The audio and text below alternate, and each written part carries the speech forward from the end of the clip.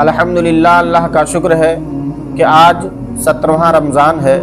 اور 16 رمضان مکمل ہو چکے ہیں۔ اللہ تبارک و تعالی ہم سب کو اس ماہ مبارک میں اعمال حسنہ کی توفیق عطا فرمائے۔ ناظرین محترم، اکثر لوگ جو ہے رمضان المبارک کے مقدس مہینے میں دن بھر روزہ رکھ کر کے اور جب وقت آتا ہے افطار کرنے کا تو افطار کے وقت لوگ جو ہے ادھر ادھر گھومنے میں اپنا وقت نکال دیتے ہیں، یا اگر گھومنے نہیں گئے تو پھر کھانے پینے کی تیاریوں میں لگ جاتے ہیں اور اسی میں اپنا سارا وقت خرچ کر دیتے ہیں۔ لیکن اصل میں روزہ دار کتنا خوش نصیب ہوتا ہے کہ ہر وقت اللہ تبارک و تعالیٰ کی رضا میں رہتا ہے، اللہ تعالیٰ ہر وقت اس سے راضی رہتا ہے۔ اور دوسری بات، اللہ کے رسول صلی اللہ تعالیٰ علیہ وسلم ارشاد فرماتے ہیں کہ روزہ دار افطار کے وقت جب دعا کرتا ہے تو اللہ تعالیٰ ان کی دعاؤں کو قبول فرماتا ہے، اپنے فضل سے اس روزے دار کی دعا کو قبول فرماتا ہے۔ اور مثال دیتے ہوئے اللہ کے رسول نے ارشاد فرمایا کہ روزے دار جو روزہ رکھ کر کے دعا نہیں مانگتا افطار کے وقت جب روزے دار دعا نہیں کرتا ہے تو اس کی مثال اللہ کے رسول صلی اللہ تعالیٰ علیہ وسلم نے اس طرح سے بیان فرمائی ہے کہ اس مزدور کی طرح اس شخص کی مثال ہے، اس روزے دار کی مثال ہے کہ جو دن بھر مزدوری کرتا ہے اور جب اجرت لینے کا وقت آتا ہے تو وہ چلا جاتا ہے، مزدوری فری میں کر کے چلا گیا۔ تو وہ اسی طرح کی مثال دیتے ہوئے اللہ کے رسول نے فرمایا کہ دن بھر روزے دار جب روزے کی حالت میں ہوتا ہے تو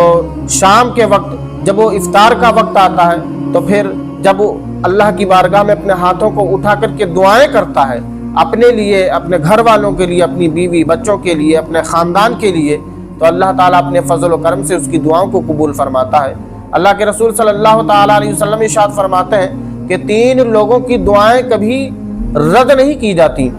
3 لوگ ایسے ہیں کہ جب بھی وہ دعا کرتے ہیں اللہ تبارک و تعالیٰ کی بارگاہ میں، جب بھی وہ سوال کرتے ہیں رب کی بارگاہ میں، تو اللہ تعالیٰ ان کی دعاؤں کو قبول فرماتا ہے، اللہ تعالیٰ ان کے اس سوال کو پورا فرماتا ہے۔ صحابہ کرام رضی اللہ تعالیٰ عنہ اجمعین نے عرض کیا، یا رسول اللہ، وہ 3 لوگ کون سے ہیں کہ جن کی دعاؤں کو اللہ تعالیٰ قبول فرماتا ہے؟ تو اللہ کے رسول صلی اللہ تعالیٰ علیہ وسلم نے ارشاد فرمایا کہ سب سے پہلا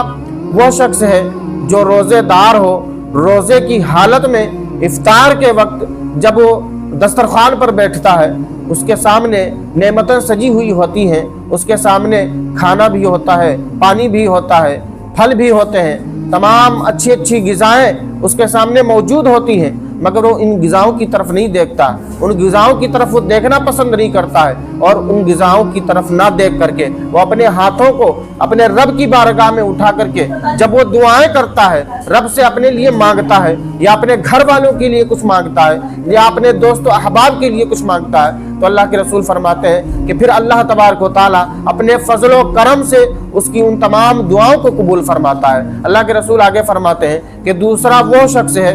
بادشاہ عادل، یعنی عدل کرنے والا بادشاہ، جو بادشاہ عدل سے کام لیتا ہے، اپنی رعایا کے ساتھ پورا انصاف کرتا ہے، ان کے ساتھ ناانصافی نہیں ہونے دیتا، ان کے ساتھ جو ہے ہر حال میں عدل قائم کرتا ہے۔ تو اللہ کے رسول فرماتے ہیں کہ عدل کرنے والا بادشاہ جب بھی اللہ کی بارگاہ میں دعا کرتا ہے تو اللہ تعالیٰ اس عدل کرنے والے بادشاہ کی دعاؤں کو قبول فرماتا ہے۔ اور تیسرا وہ شخص ہے، اللہ کے رسول فرماتے ہیں کہ جو مظلوم ہوتا ہے، جس پر لوگ ظلم کرتے ہیں، جس کا لوگ جو ہے غلط استعمال کر لیں، جس کا جو ہے لوگ ناحق اس کو ستائیں، اس کو پریشان کریں، اس پر ظلم کریں، اس کو ماریں، اس کو تکلیف پہنچائیں، تو ایسا ظلم سہنے والا انسان، ایسا مظلوم جب وہ ظلم سہ کر کے وہ جو ہے اپنی تمام قوت کو ختم کر دیتا ہے، جب اس کے اندر برداشت کرنے کی طاقت نہیں رہتی، جب وہ ٹوٹ جاتا ہے، تو ایسی حالت میں جب وہ اللہ کی بارگاہ میں دعا کرتا ہے کہ مولا یہ میرے حق میں دعا کو قبول فرما، وہ جس کے لیے بھی دعائیں کرتا ہے، اللہ تعالیٰ کے رسول فرماتے ہیں کہ اللہ تعالیٰ اس کی دعاؤں کو کبھی رد نہیں کرتا، تو ایسے مظلوم کی دعا کو قبول فرماتا ہے۔ اور اللہ کے رسول فرماتے ہیں کہ یہ 3 لوگ ہیں، ان 3 لوگوں کی دعائیں کبھی رد نہیں کی جاتی، ہر حال میں اللہ تعالیٰ شرف قبولیت عطا فرماتا ہے۔ تو میرے عزیز ساتھیوں، یہ رمضان المبارک کا مہینہ چل رہا ہے، رمضان کے مہینے میں ہم اور آپ اپنا وقت جو ہے 5 یا 10 منٹ پہلے دسترخوان پر بیٹھ جائیں، اللہ کی دی ہوئی نعمتیں जैसे उसने हमें नवाजा है, हम अपनी इस्तिताअत के मुताबिक, अपनी हैसियत के मुताबिक, अपनी दौलत के मुताबिक, जैसा जैसा अल्लाह ताला ने हमें नवाजा है, हम अपने दस्तरखान पर अल्लाह की नेमतें सजाएं, और सजाने के बाद हम फिर जब 10 मिनट पहले दस्तरखान पर बैठें और बैठ करके रब की बारगाह में दुआएं करें, अपने मुस्तकबिल के लिए, अपने फ्यूचर के लिए, अपने बच्चों के अच्छे मुस्तकबिल के लिए, अपने बच्चों के, अपने घर वालों के कारोबार के लिए जब हम दुआएं करेंगे तो अल्लाह तबारक व तआला उन दुआओं को अपनी बारगाह में कबूल फरमाएगा। और जब हमारी दुआएं कबूल होंगी तो इंशाअल्लाह हम जो है दुनिया में भी कामयाब होंगे और आखिरत में भी कामयाब होंगे। लोग जो है तलाश करते रहते हैं कि कोई ऐसा वजीफा मिल जाए, कोई ऐसा अमल मिल जाए कि जिसके करने से हमारी दुआएं कबूल कर ली जाएं, जिसके करने से अल्लाह ताला हमारी दुआओं को कबूल फरमा ले। लेकिन ये सबसे अच्छा वजीफा और सबसे अच्छा अमल यह है कि हम और आप दस्तरखान पर बैठकर इफ्तार से पहले रब की बारगाह में दुआएं करें। जब हम इस तरह से दुआएं करेंगे तो अल्लाह ताला हमारी दुआओं को कबूल फरमाएगा। अल्लाह के रसूल सल्लल्लाहु ताला अलैहि वसल्लम इरशाद फरमाते हैं कि जब भी बंदा अल्लाह की बारगाह में दुआएं करता है तो उसकी दुआएं 3